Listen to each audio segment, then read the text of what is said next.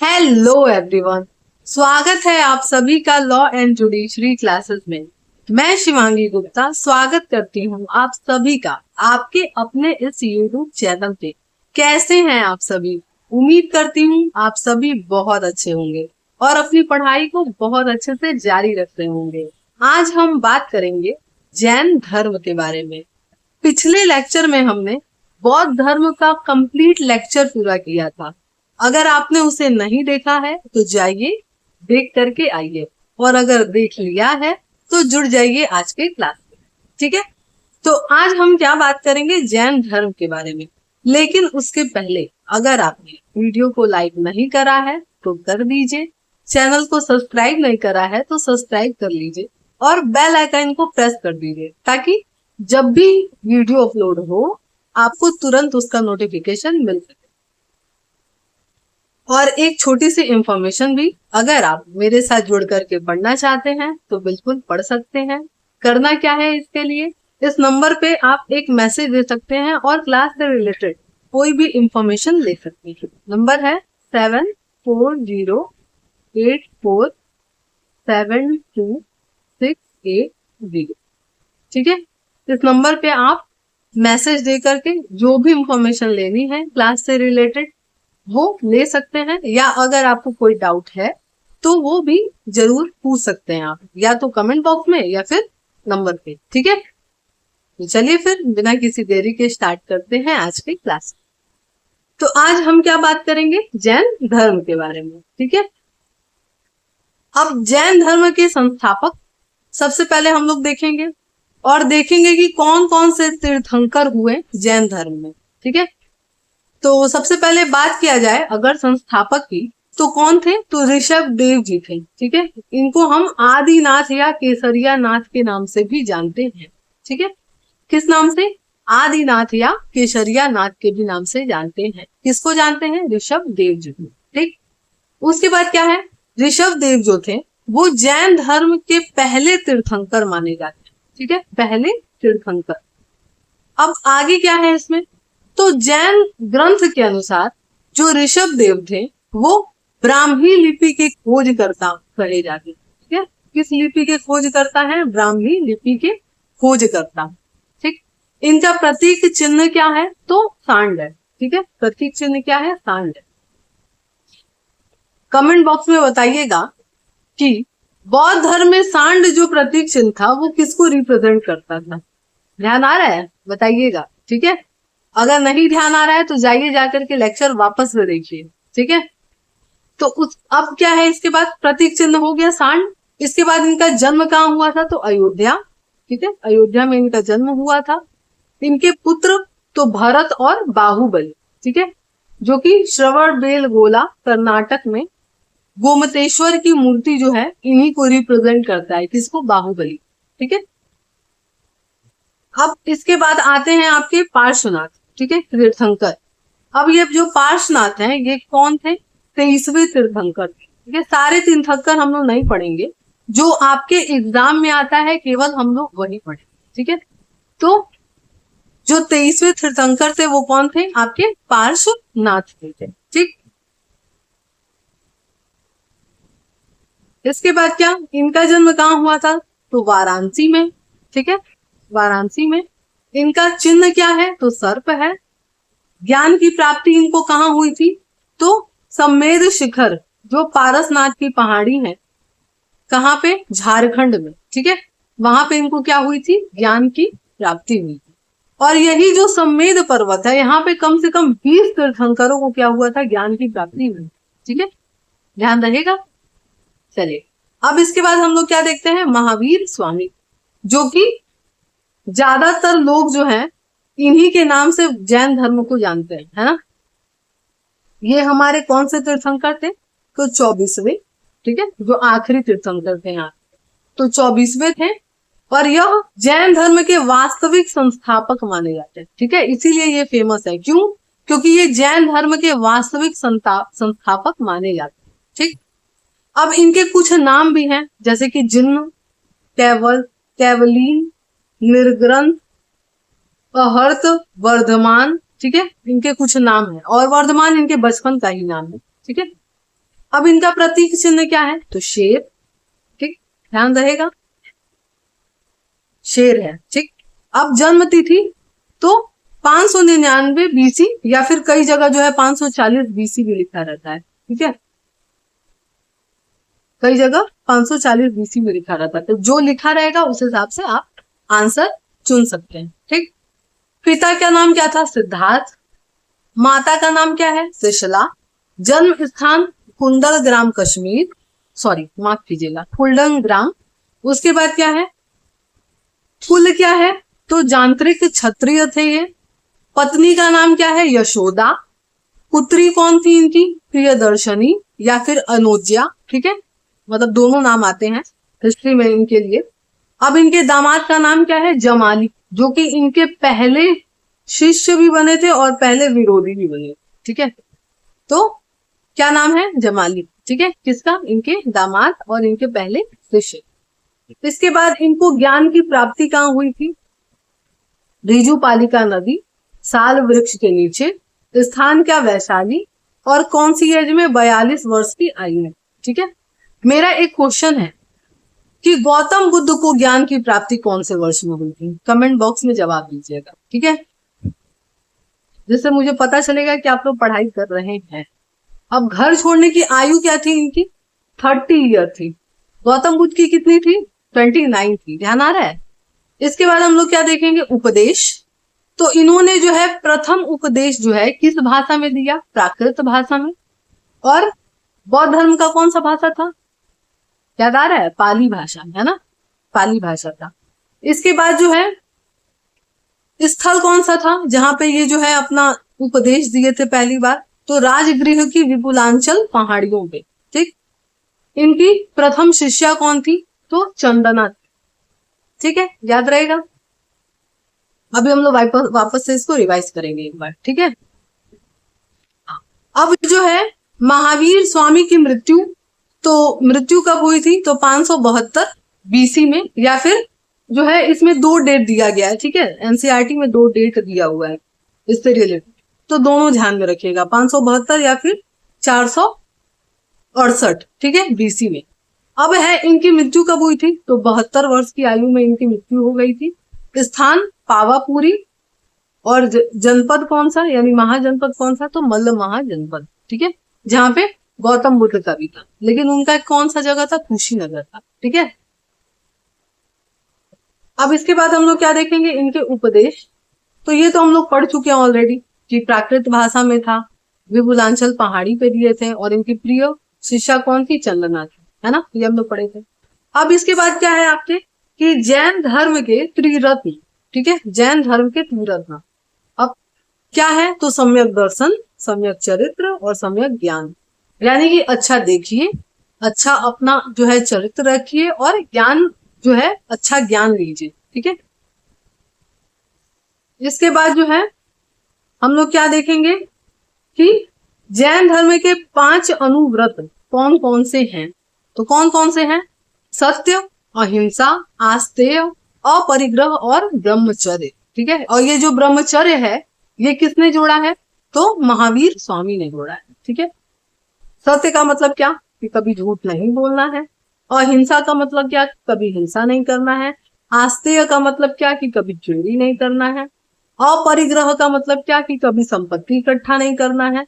और ब्रह्मचर्य का मतलब क्या? कि भाई ब्रह्मचर्य का पालन करना है, ठीक है, याद रहेगा। चलिए अब जो है यहां से हम लोग क्या देखेंगे कि बौद्ध धर्म और जैन धर्म में तुलनात्मक अध्ययन हम लोग देखेंगे कि क्या क्या समानताएं थी और क्या क्या विभिन्नताएं थी, ठीक है, इन दोनों को हम लोग देखेंगे। तो सबसे पहले बात किया जाए समानताओं के बारे में, तो महात्मा बुद्ध और महावीर स्वामी दोनों क्या थे? क्षत्रिय राजकुमार थे, ठीक है, क्षत्रिय राजकुमार, ठीक। उसके बाद देखा जाए तो दोनों ही कर्म के सिद्धांत पे क्या करते थे? विश्वास करते थे। दोनों पुनर्जन्म के सिद्धांत पे विश्वास करते थे। दोनों सत्य, अहिंसा, आस्तेय और अपरिग्रह पर क्या करते थे? बल देते थे, ठीक है। और ईश्वर में विश्वास नहीं करते थे, यानी अनिश्वरवाद थे, ठीक है। अनीश्वरवाद। ठीक, अब देखा जाए कुछ असमानताएं भी। समानताएं तो हम लोगों ने देख लिया, असमानताएं क्या थी? तो असमानताएं देखा जाए तो सबसे पहले असमान दोनों में, तो बौद्ध धर्म जो है अनात्मवादी था, यानी आत्मा को नहीं मानते थे, लेकिन ये क्या थे? आत्मावादी थे, यानी आत्मा को मानते थे। ठीक है, उसके बाद क्या है? बौद्ध धर्म के लोग अहिंसा में विश्वास रखते थे और ये पूर्ण अहिंसा पे बन गए। ठीक है, पूरी तरीके से अहिंसा। ठीक, ये क्या थे? माध्यम मार्गी में विश्वास रखते थे और ये काया कलेश में विश्वास रखते थे। ठीक है, मन करे तो उसका स्क्रीनशॉट आप लोग ले। उसके बाद क्या है आपका कि ये जो है कृषि कार्य की अनुमति देते थे और ये कृषि कार्य को बिल्कुल निषेध करते थे। क्यों? क्योंकि ये पूरी तरीके से अहिंसावादी थे। ठीक है, पूरी तरीके से। उसके बाद क्या है? बुद्ध धर्म में युद्ध को अंतिम विकल्प के रूप में माना गया था। ठीक है, कि ऐसी परिस्थिति आए कि जब आपको युद्ध करना पड़ जाए तो करिए, लेकिन यहाँ पे नहीं। ठीक है, ठीक है, क्लियर है? अब क्या कह रहा है कि बौद्ध धर्म जो है आगे चल करके दो भागों में बटा, हीनयान और महायान में। और ये किस में बटा? तो दिगंबर और श्वेतांबर में बट गया। ठीक है, उसके बाद क्या है आपका? वर्ण व्यवस्था। ये वर्ण व्यवस्था का घोर विरोध करते थे। कौन? बौद्ध धर्म वाले। और ये जो है मौन समर्थन देते थे, मतलब इसके बारे में कुछ नहीं कहते। यहाँ विवाह करना वर्जित नहीं था बौद्ध धर्म में, लेकिन इसमें वर्जित था। ठीक है, इनका उपदेश किस भाषा में? पाली, मैंने बताया अभी, और ये प्राकृत भाषा। ठीक है, ध्यान रहेगा। क्लियर? चलिए वापस से हम लोग क्या कर लेते हैं, एक बार वापस से हम लोग क्या करते हैं, रिवाइज। ठीक है, वापस हम लोग क्या करते हैं, एक बार रिवाइज कर लेते हैं ताकि आपको अच्छे से क्लियर रहे और याद रहे। ठीक, सबसे पहले हम लोग क्या देखें कि जैन धर्म और उसके संस्थापक कौन? ऋषभ देव जी। ठीक है, ये पहले तीर्थंकर भी थे और इनका प्रतीक चिन्ह क्या था? सांड था। और ये पाली भाषा, माफ कीजिएगा, ब्राह्मी लिपि के खोज करता था। ठीक है, इसके बाद क्या है, हम लोग पार्श्वनाथ के बारे में देखें। 23वें तीर्थंकर हैं। इनका प्रतीक चिन्ह क्या है? सर्प। इनका जन्म कहाँ हुआ था? वाराणसी में। और ये समेध शिखर पारसनाथ की पहाड़ी झारखंड में ज्ञान की इनको क्या हुई थी? प्राप्ति हुई। ठीक, उसके बाद हम लोग क्या देखें, महावीर स्वामी कौन से नंबर के? 24वें तीर्थंकर हैं और इनको जैन धर्म का वास्तविक संस्थापक कहा जाता है। इनका प्रतीक चिन्ह क्या? शेर। पिता का नाम सिद्धार्थ, माता का नाम त्रिशला। जन्म कहाँ हुआ? कुंडल ग्राम में हुआ। उसके बाद जो है इनके पत्नी कौन थी? यशोदा। पुत्री कौन थी? प्रियदर्शनी या अनुज्या। दामाद कौन थे? तो जमाली नाम था उनका। ठीक, उसके बाद ज्ञान की प्राप्ति तो रिजुपालिका नदी के किनारे, शाल वृक्ष के नीचे। जगह कौन? वैशाली। आयु 42 वर्ष में। और घर छोड़ने का एज क्या था इनका? 30 ईयर था। ठीक, उसके बाद हम लोग उपदेश क्या देखें कि ये प्राकृत भाषा में अपना उपदेश दिए हैं। कहाँ दिए हैं? विपुल की पहाड़ियों में। और इनके प्रिय शिष्या कौन थी? तो कौन थी? चंदना थी। उसके बाद हम लोग क्या देखें? उसके बाद हम लोग देखें कि जैन धर्म के त्रिरत्न, त्रिरत्न कौन कौन से? सम्यक दर्शन, सम्यक चरित्र और सम्यक ज्ञान। ठीक, उसके बाद हम लोग क्या देखें कि जैन धर्म के 5 अनुव्रत कौन कौन से? सत्य, अहिंसा, आस्तेय, अपरिग्रह और ब्रह्मचर्य। ठीक, उसके बाद हम लोग क्या देखें कि इसका तुलनात्मक अध्ययन, जिसमें हम लोग पहले समानताएं देखें कि दोनों ही कौन थे? राजकुमार थे, यानी कि क्षत्रिय राजकुमार थे। ठीक है, दोनों ही कर्म के सिद्धांत में भरोसा करते थे, पुनर्जन्म में भरोसा करते थे, सत्य, अहिंसा, आस्तेय और अपरिग्रह पे क्या करते थे? बल देते थे। दोनों अनीश्वरवादी थे। ठीक है, उसके बाद हम लोग देखें कि कुछ असमानताएं भी साथ में। असमानताएं क्या?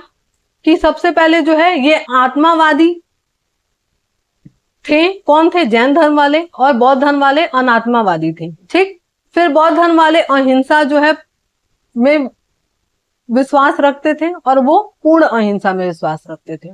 ये माध्यम मार्गी थे और ये काया कलेश वाले थे। इसमें कृषि को अनुमति था और उसमें पूरी तरीके से निषेध है, यानी कि मना कर दिया गया है। ये आगे चल करके हीनयान और महायान में तब्दील हुआ और ये श्वेतांबर और दिगंबर में विभाजित हुआ। इसमें जो है युद्ध को अंतिम विकल्प माना गया है। इसमें पूर्ण तरीके से मनाही की गई है कि युद्ध करना ही नहीं है। ठीक। वर्ण व्यवस्था का घोर विरोध करते थे बौद्ध धर्म वाले, और जैन धर्म वाले मौन समर्थन करते थे। विवाह करना वर्जित नहीं था बौद्ध धर्म में, लेकिन जैन धर्म में वर्जित था। बौद्ध धर्म जो है अपना उपदेश किस भाषा में दिए? पाली भाषा में। और इन्होंने किस में दिया? प्राकृत भाषा में। ठीक है, क्लियर? उम्मीद करते हैं आपको याद भी हो गया होगा और आपके दिमाग में बैठ भी गया होगा चीजें। ठीक है, अब यहाँ पे एक और हम लोग छोटा सा टॉपिक देखेंगे। क्या? भारतीय षड दर्शन के बारे में, जो कि अक्सर एग्जाम में आता है। ठीक है, अक्सर एग्जाम में आता ही है। तो भारतीय षड दर्शन भी हम लोग अभी देखेंगे। क्या है? सांख्य के कौन है? कपिल मुनि है। ठीक है, बस इसको ऐसे ही याद रखिएगा कि किसके कौन है, क्योंकि मैचिंग में आ जाता है ये चीजें। ठीक, तो सांख्य के कौन है? कपिल मुनि। योग के कौन है? पतंजलि। न्याय के कौन है? गौतम ऋषि। ठीक है, योग और पतंजलि ये तो याद रहेगा, है ना। तो न्याय के कौन है? गौतम ऋषि हैं। उसके बाद वैशेषिक कौन है? कणाद हैं। पूर्व मीमांसा जो है कौन है? जैमिनी। और उत्तर मीमांसा बदरायण। ठीक है, ध्यान रहेगा। वापस हम लोग रिवाइज कर ले एक बार। 6 है टोटल। ठीक है, सांख्य कौन है? कपिल मुनि। योग पतंजलि। न्याय गौतम ऋषि। उसके बाद वैशेषिक कणाद। पूर्व मीमांसा जैमिनी। उत्तर मीमांसा बदरायण। ठीक है, तो आज जो है आज का टॉपिक हमारा, नेक्स्ट लेक्चर में हम लोग देखेंगे मगध साम्राज्य के बारे में, मगध का उत्कर्ष, कि कैसे मगध साम्राज्य का उदय हुआ। ठीक है, इसके बारे में पढ़ेंगे। ठीक है, तो चलिए फिर, उम्मीद करते हैं आज का लेक्चर आपको पसंद आया होगा। अगर पसंद आया है तो लाइक जरूर करिए, चैनल को सब्सक्राइब करिए और ज्यादा से ज्यादा लोगों को शेयर करिए जिसको भी इसकी जरूरत है।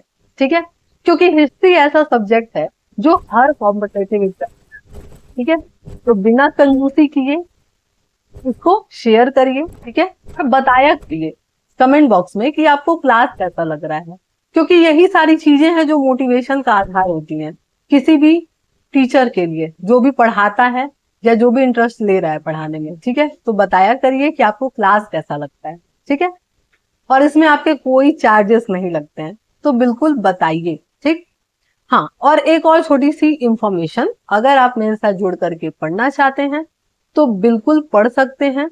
और चाहे आप जुडिशरी की प्रिपरेशन कर रहे हो, एपीओ की कर रहे हो, किसी कॉम्पिटेटिव एग्जाम की, जैसे कि यूपीएससी है, स्टेट पीसीएस है ना, आरओ एआरओ है, यूपीएसआई है, किसी भी स्टेट के एग्जाम की तैयारी कर रहे हैं, किसी भी कॉम्पिटेटिव एग्जाम की, आप मेरे साथ जुड़ सकते हैं। 1-to-1 लाइव सेशन ले सकते हैं, क्लास कर सकते हैं, मेरे से कोई भी डाउट पूछ सकते हैं। ठीक है, और क्लास लेने के लिए करना क्या है आपको, इस नंबर पे आप जो है एक मैसेज दे करके क्लास से रिलेटेड सारे इंफॉर्मेशन ले सकते हैं। ठीक है, नंबर है 7740847260।